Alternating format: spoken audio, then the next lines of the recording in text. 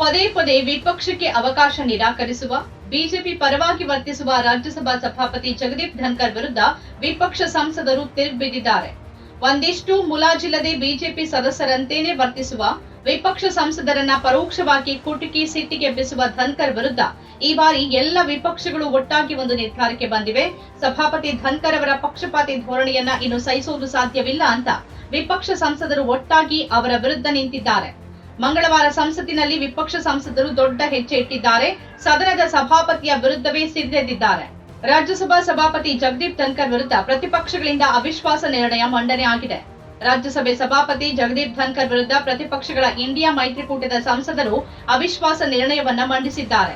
India ಮೈತ್ರಿಕೂಟದ ಪಕ್ಷಗಳಾದ Congress, Trinamool Congress, AAP, SP, DMK, ರಾಷ್ಟ್ರೀಯ ಜನತಾ ದಳದ ಒಟ್ಟು 60ಕ್ಕೂ ಹೆಚ್ಚಿನ ಸಂಸದರು ಸಹಿ ಹಾಕಿರುವ ಅವಿಶ್ವಾಸ ನಿರ್ಣಯ ಪತ್ರವನ್ನ ರಾಜ್ಯಸಭೆಯ ಕಾರ್ಯದರ್ಶಿಗೆ ನೀಡಲಾಗಿದೆ.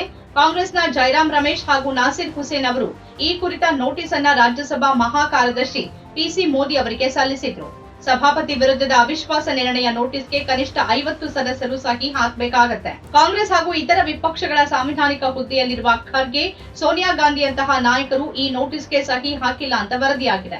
ಭಾರತದ ಸಂವಿಧಾನದ 67B ವಿಧಿಯಡಿಯಲ್ಲಿ ರಾಜ್ಯಸಭಾ ಸಭಾಪತಿ ಮತ್ತು ಉಪರಾಷ್ಟ್ರಪತಿ ಜಗದೀಪ್ ಧನ್ಕರ್ ವಿರುದ್ಧ ಅವಿಶ್ವಾಸ ನಿರ್ಣಯ ಮಂಡಿಸಲಾಗಿದೆ. ಸಂವಿಧಾನದ ಅನುಚ್ಛೇದ 67B ಪ್ರಕಾರ ರಾಜ್ಯಗಳ ಕೌನ್ಸಿಲ್ ಅಂದ್ರೆ ರಾಜ್ಯಸಭೆಯ ನಿರ್ಣಯದ ಮೂಲಕ ಉಪರಾಷ್ಟ್ರಪತಿಯನ್ನ ಅವರ ಹುದ್ದೆಯಿಂದ ಅಂದಿನ ಕೌನ್ಸಿಲ್ನ ಎಲ್ಲ ಸದಸ್ಯರ ಬಹುಮತದಿಂದ ತೆಗೆದುಹಾಕಬಹುದು.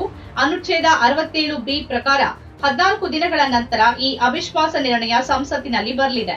ರಾಜ್ಯಸಭಾ ಸಭಾಪತಿ ಸದನದಲ್ಲಿ ಕಲಾಪದ ವೇಳೆ ಪಕ್ಷಪಾತ ಮಾಡ್ತಾರೆ. ಅವರು ನಮ್ಮ ಭಾಷಣಗಳಿಗೆ ಆಗಾಗ್ಗೆ ಅಡ್ಡಿಪಡಿಸುತ್ತಿದ್ದಾರೆ. ನಿರ್ಣಾಯಕ ವಿಷಯಗಳ ಬಗ್ಗೆ ಸಾಕಷ್ಟು ಚರ್ಚೆಗೆ ಅವಕಾಶ ನೀಡುತ್ತಿಲ್ಲ ಮತ್ತು ವಿವಾದಾತ್ಮಕ ವಿಷಯಗಳ ಬಗ್ಗೆ ಚರ್ಚೆಗಳಲ್ಲಿ ಆಡಳಿತ ಪಕ್ಷದ ಪರವಾಗಿದ್ದಾರೆ ಅಂತ ವಿಪಕ್ಷಗಳ ಸಂಸದರು ಈ ಮೊದಲು ಆರೋಪಿಸಿದ್ರು. ಪ್ರತಿಪಕ್ಷಗಳ ಪ್ರಯತ್ನಗಳ ಹೊರತಾಗಿಯೂ ರಾಜ್ಯಸಭೆಯಲ್ಲಿ ಆಡಳಿತಾರೂಢ ಒಕ್ಕೂಟದ ಸಂಖ್ಯಾಬಲದ ಕಾರಣದಿಂದ ಅವಿಶ್ವಾಸ ನಿರ್ಣಯ ವಿಫಲಗೊಳ್ಳಲಿದೆ. ಇದಕ್ಕೂ ಮೊದಲು ಆಗಸ್ಟ್ನಲ್ಲಿ ಪ್ರತಿಪಕ್ಷಗಳು ಧನ್ಕರ್ ವಿರುದ್ಧ ಇದೇ ರೀತಿಯ ನಿರ್ಣಯವನ್ನು ಮಂಡಿಸೋಕೆ ಪರಿಗಣಿಸಿದ್ವು. ನಮ್ಮ ಬಳಿ ಇದರಲ್ಲಿ ಗೆಲ್ಲುವ ಸಂಖ್ಯಾಬಲ ಇಲ್ಲ, ಆದ್ರೆ ಒಂದು ಸಂದೇಶ ರವಾನಿಸೋದು ಮುಖ್ಯ. ಅದಕ್ಕಾಗಿ ನಾವಿದನ್ನ ಮಾಡ್ತಿದ್ದೇವೆ. ನಮಗೆ ವೈಯಕ್ತಿಕ ದ್ವೇಷ ಇಲ್ಲ.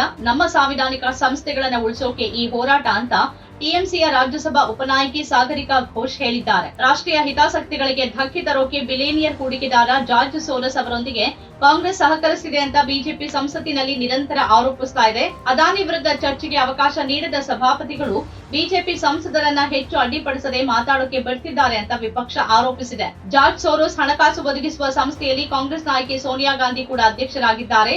ಆ ಸಂಸ್ಥೆ ಕಾಶ್ಮೀರವನ್ನ ಪ್ರತ್ಯೇಕ ಪ್ರದೇಶ ಅಂತ ನೋಡುತ್ತೆ. ಈ ಬಗ್ಗೆ ಸೋನಿಯಾ ಗಾಂಧಿ ವಿವರಣೆ ಕೊಡಬೇಕು ಅಂತ ಬಿಜೆಪಿ ಆರೋಪಿಸಿತ್ತು.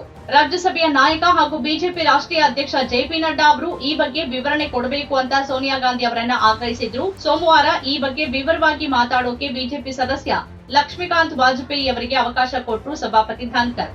ಇದಕ್ಕೆ ವಿಪಕ್ಷ ಸದಸ್ಯರು ಸಾಕಷ್ಟು ವಿರೋಧ ವ್ಯಕ್ತಪಡಿಸಿದ್ರು. ಧನ್ಕರ್ ಅದನ್ನ ಲೆಕ್ಕಕ್ಕೆ ತೆಗೆದುಕೊಳ್ಳಲಿಲ್ಲ. ಮಂಗಳವಾರವೂ ಮೇಲ್ಮನೆಯಲ್ಲಿನ ಕಲಾಪಗಳು ಕೆಲವೇ ಗಂಟೆಗಳಲ್ಲಿ ಕೊನೆಗೊಂಡವು. ಕಾಂಗ್ರೆಸ್ ದೇಶಕ್ಕೆ ಹಾನಿ ಮಾಡೋಕೆ ಬಿಲಿಯನಿಯರ್ ಹೂಡಿಕೆದಾರ ಜಾರ್ಜ್ ಸೋರೋಸ್ ಅವರೊಂದಿಗೆ ಒಪ್ಪಂದ ಮಾಡಿಕೊಂಡಿದೆ ಅಂತ ಬಿಜೆಪಿ ಮತ್ತೆ ಆರೋಪಿಸಿತ್ತು. ರಾಜ್ಯಸಭೆಯ ಗೌರವಾನ್ವಿತ ಅಧ್ಯಕ್ಷರು ಕಲಾಪಗಳನ್ನ ನಡೆಸುತ್ತಿರುವ ಅತ್ಯಂತ ಪಕ್ಷಪಾತದ ರೀತಿಯ ಕಾರಣದಿಂದ ಅವರ ವಿರುದ್ಧ ಅವಿಶ್ವಾಸ ನಿರ್ಣಯವನ್ನ ಔಪಚಾರಿಕವಾಗಿ ಸಲ್ಲಿಸುವುದನ್ನ ಬಿಟ್ಟು ಬೇರೆ ದಾರಿ ಇಂಡಿಯಾ ಒಕ್ಕೂಟಕ್ಕೆ ಸೇರಿದ ಎಲ್ಲ ಪಕ್ಷಗಳಲ್ಲಿ ಇರಲಿಲ್ಲ ಅಂತ ಕಾಂಗ್ರೆಸ್ ನಾಯಕ ಜೈರಾಮ್ ರಮೇಶ್ ಹೇಳಿದ್ದಾರೆ. ಇಂಡಿಯಾ ಮೈತ್ರಿಕೂಟದ ಪಕ್ಷಗಳು ಈ ನಿರ್ಧಾರವನ್ನ ಅತ್ಯಂತ ನೋವಿನಿಂದ ತೆಗೆದುಕೊಂಡಿವೆ. ಸಂಸದೀಯ ಪ್ರಜಾಪ್ರಭುತ್ವ ಹಿತದೃಷ್ಟಿಯಿಂದ ಈ ಕ್ರಮವನ್ನು ತೆಗೆದುಕೊಳ್ಳಬೇಕಾಗಿದೆ ಅಂತ ಜೈರಾಮ್ ರಮೇಶ್ ಎಕ್ಸ್ ನಲ್ಲಿ ಪೋಸ್ಟ್ ಮಾಡಿದ್ದಾರೆ. ಲೋಕಸಭೆಯಲ್ಲಿ ರಾಹುಲ್ ಗಾಂಧಿ ಹಾಗೂ ಕಾಂಗ್ರೆಸ್ ಪಕ್ಷಕ್ಕೆ ಇಂಡಿಯಾ ಒಕ್ಕೂಟದ ಇತರ ಪಕ್ಷಗಳು ಸಾಕಷ್ಟು ಬೆಂಬಲ ಕೊಡದೇ ಇರೋ ಹೊತ್ತಲ್ಲೇ ರಾಜ್ಯಸಭೆಯಲ್ಲಿ ಈ ಬೆಳವಣಿಗೆ ನಡೆದಿದೆ. ಇಂಡಿಯಾ ಒಕ್ಕೂಟವನ್ನ ಕನಿಷ್ಠ ರಾಜ್ಯಸಭೆಯಲ್ಲಿ ಸಭಾಪತಿ ಧನ್ಕರ್ ಅವರೇ ಒಟ್ಟುಗೂಡಿಸಿದ ಹಾಗಾಗಿದೆ. ಸಂಸತ್ತಿನ ಹೊರಗೂ ಇಂಡಿಯಾ ಒಕ್ಕೂಟದ ನಾಯಕ ಯಾರಾಗಬೇಕು ಅನ್ನೋ ಚರ್ಚೆ ಜೋರಾಗಿರುವಾಗಲೇ ಸಂಸತ್ತಿನಲ್ಲಿ ಇಂಡಿಯಾ ಒಕ್ಕೂಟ ಒಂದಾಗಿ ನಿಂತು ಸಭಾಪತಿ ಧನ್ಕರ್ ವಿರುದ್ಧ ಅವಿಶ್ವಾಸ ನಿರ್ಣಯಕ್ಕೆ ಮುಂದಾಗಿದೆ. ಸ್ವತಂತ್ರ ಪತ್ರಿಕೋದ್ಯಮ ಇಂದಿನ ತುರ್ತು ಅದನ್ನ ವಾರ್ತಾ ಭಾರತಿ ಮಾಡ್ತಾ ಇದೆ. ನಮ್ಮ ಚಾನೆಲ್ ಅನ್ನ ಸಬ್ಸ್ಕ್ರೈಬ್ ಮಾಡೋದ್ರ ಜೊತೆಗೆ ಬೆಲ್ ಐಕಾನ್ ಒತ್ತಿ ನಮ್ಮನ್ನ ಬೆಂಬಲಿಸಿ. ಹಾಗೆ ನಮ್ಮ ಕಾರ್ಯಕ್ರಮಗಳನ್ನು ಲೈಕ್ ಮಾಡಿ, ಕಮೆಂಟ್ ಮಾಡಿ, ಅದನ್ನು ಬೇರೆಯವರಿಗೂ ಕೂಡ ಶೇರ್ ಮಾಡಿ. ಹೀಗೆ ನೀವು ಮಾಡಿದಾಗ ನಮ್ಮ ಚಾನೆಲ್ ಮತ್ತಷ್ಟು ಜನರಿಗೆ ತಲುಪತ್ತೆ. ಆ ಮೂಲಕ ನಮಗೆ ಸಹಕಾರ ಆಗುತ್ತೆ. ಇದು ನೀವು ಯಾವುದೇ ಖರ್ಚಿಲ್ಲದೆ ಮಾಡಬಹುದಾದ ಸಹಕಾರ. ಧನ್ಯವಾದ.